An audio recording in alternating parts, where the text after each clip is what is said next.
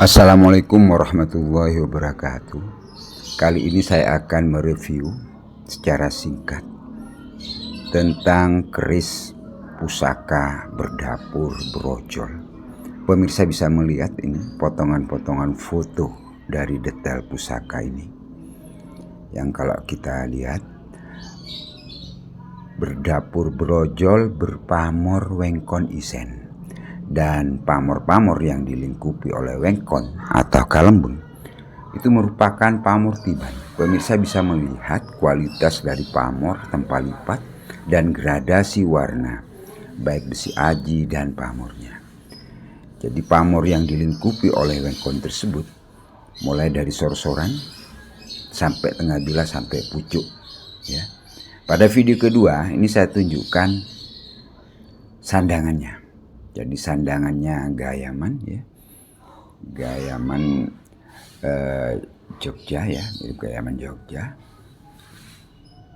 dengan kayu pada sandangan tersebut adalah kayu terembalu nginden.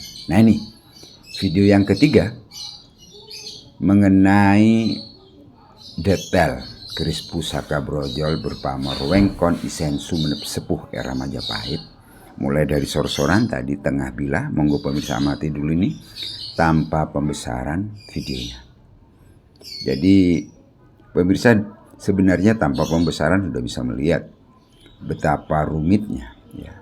Jadi tempat lipat pembuatan keris pusaka di Madura, khususnya Sumeneb, itu menunjukkan karakter dan ciri khas yang beda dari tempat-tempat lain, baik itu dari proses tempat lipatnya, ya, pembakarannya, kemudian penataan pamornya.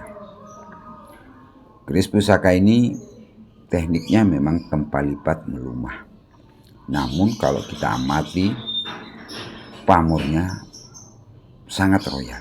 Jadi mulai dari pamor di gonjonya, ya, kemudian dibilah ini pada bagian pijitan, ya, tersebut, ya, terjadi pamor tiban angka 8. Nah, ini saya tunjukkan gandiknya sabit rontal cukup pendek, ya, kemudian pijitannya dangkal, kemudian bagian ekor ganjanya lancip. Tataan pamor di dalam wengkon isen tersebut, pemirsa bisa melihat di situ terdapat sebenarnya ragam pamor yang terjadi atau tercipta, mulai Rajo Gundolo, ya, kemudian Jung Isidunyo, Pulo Tirto, ya, dan Tirto Tumites. Kita lihat bagaimana kalau disud dengan perbesaran sekitar 3 kali. Nah, ini mulai dari sor-soran, ya, gandiknya, kemudian pamor pada ujung sirah cecak, ciri khas dari pamor-pamor Sumeneb.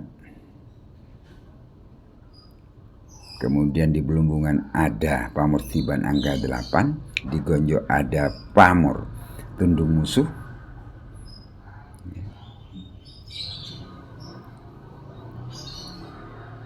Pada saat diperbesar seperti ini, serat-serat kematangan dari proses penempaan besi aji semakin jelas bahwa pusaka ini adalah pusaka yang memiliki usia yang sangat tua, sekitar 700-800 tahun yang silam pembuatannya. Gradasi pamornya antara pamor yang warna keabu-abuan dan teling.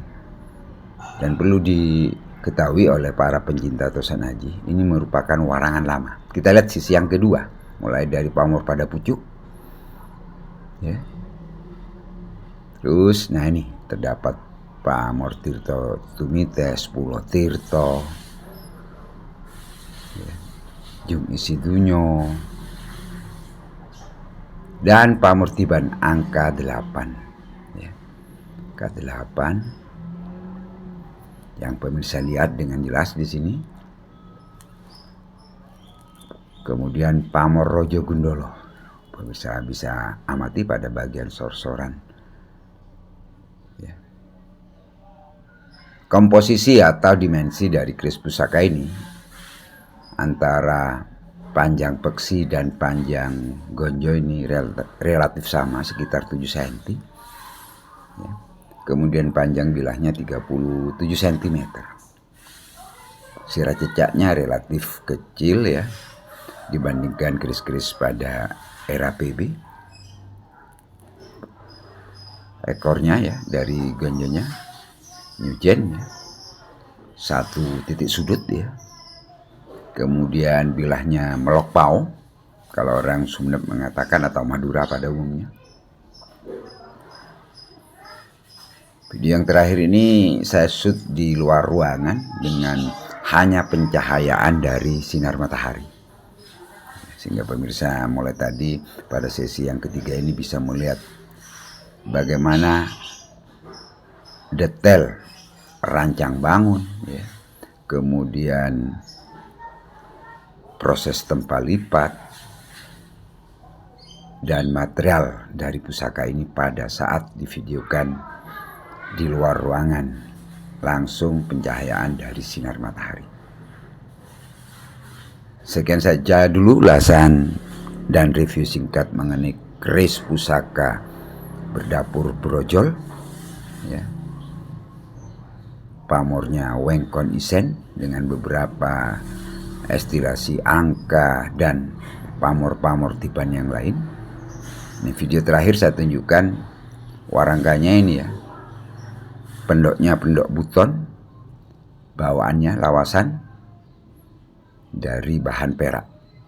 Kemudian warangkanya kayu terembalu nginden, garis-garis yang cukup sepuh. Sekian saja dulu. Wassalamualaikum warahmatullahi wabarakatuh.